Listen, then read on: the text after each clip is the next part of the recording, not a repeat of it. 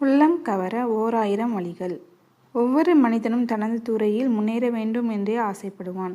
பணத்தாசை கொண்டவர் என்னென்ன வழிகளில் பணம் சேர்க்கலாம் என்றும் நாளெல்லாம் யோசிப்பார்.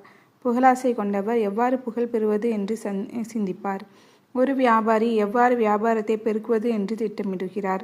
தொலைக்காட்சி நிகழ்ச்சிகளிலும் ஊடகங்களிலும் வேலை பார்ப்பவர்கள் தங்கள் துறையில் எவ்வாறு முன்னேறுவது என்று போட்டி போடுவார்கள். அதன் மூலம் தாங்கள் அடைந்து கொள்ள விரும்பும் லட்சியத்தை நோக்கி நடை போடுகின்றனர். உள்ளங்களை கவர்வதும் ஒரு கலைதான். அதற்கும் திட்டமிட வேண்டும், சிந்திக்க வேண்டும், போட்டியிட வேண்டும். பிறருடைய உள்ளங்களை உங்கள்பால் இழுப்பதற்கு ஒன்றல்ல, இரண்டல்ல, 1000 வழிகள் இஸ்லாம் கற்றுத்தருகிறது. ஒரு சபையில் நீங்கள் நுழைகின்றீர்கள். 40 பேர் அங்கு இருக்கின்றார்கள்.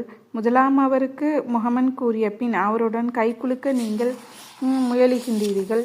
வாங்க என்று கூறிவிட்டு அவர் தமது வேலைகளில் மூழ்கிவிடுகிறார். இரண்டாம் அவரிடம் போகின்றீர்கள். உங்களை பார்க்காமலேயே உங்கள் வாழ்த்துக்கு பதில் வாழ்த்து கூறுகின்றார். மூன்றாம் அவர் தொலைபேசியில் மூழ்கி இருக்கிறார். உங்களை வரவேற்காமலேயே உரையாடலை தொடர்ந்தவாறே கைகுலுக்க முயலுகிறார். உங்களை ஏறெடுத்தும் பார்க்கவில்லை, ஏன் என்றும் கேட்கவில்லை. ஆனால் நான்காவதாக ஒருவர், உங்களை அவருக்கோ அவரை உங்களுக்கோ முன்பின் தெரியாது, அறிமுகம் கிடையாது. உங்களை சந்தித்ததும் உங்கள் முகம் நோக்கி ஒரு புன்முறுவல், நட்புடன் ஒரு கைகுலுக்கல் உங்கள் வருகையை வரவேற்கிறார். எனில் நீங்கள் யாரை அதிகம் விரும்புகிறீர்கள்? நான்காம் அவரைத்தான், இல்லையா? அதில் ஐயமே இல்லை. ஏன்? உங்களுக்கு அவரை முன்பின் தெரியாவிட்டாலும் அவருடைய நடவடிக்கையின் மூலம் உங்களை அவர் கவர்ந்து விட்டார்.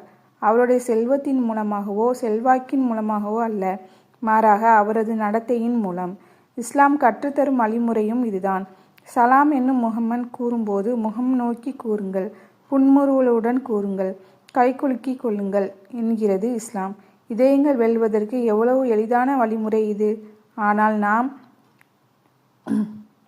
பணி ஓய்வு பெற்ற எத்தனையோ அதிகாரிகள் தங்களின் கடைசி காலத்தில் வீடு குடும்பம் என்று 4 சுவருக்குள் நத்தை போல் சுருங்கிக் கொள்கின்றனர். ஏனெனில் தங்களின் பணிக்காலத்தில் அவர்கள் இதயங்களை வெல்லாமல் இயந்திரமாக செயல்பட்டதன் விளைவு இப்போது நண்பர்கள் வட்டம் குறைவு. குடும்பத்திற்காக அன்றாடம் அயராது பாடுபட்டு பொருள் தேடும் எத்தனையோ தந்தைமார்கள் தங்களின் குடும்பத்தினரின் இதயங்களில் கவர்ந்திருப்பார்களா என்றால் இல்லை என்றுதான் கூற வேண்டி வரும். இதயங்களை அல்ல, மாறாக அவர்களின் வயர்களை மட்டுமே இவர்கள் வளர்த்துள்ளனர். தந்தை உயிருடன் இருக்கும்போதே ஒரு இளைஞன் தனது பிரச்சனை குறித்து ஆலோசனை பெற பிறரை நாடுவதேன்? ஏனெனில் தந்தை இவனது இதயத்தை வெல்லவில்லை. இருவருக்கும் இடையே உடைக்க முடியாத சங்கிலி பிணைக்கப்பட்டுள்ளது.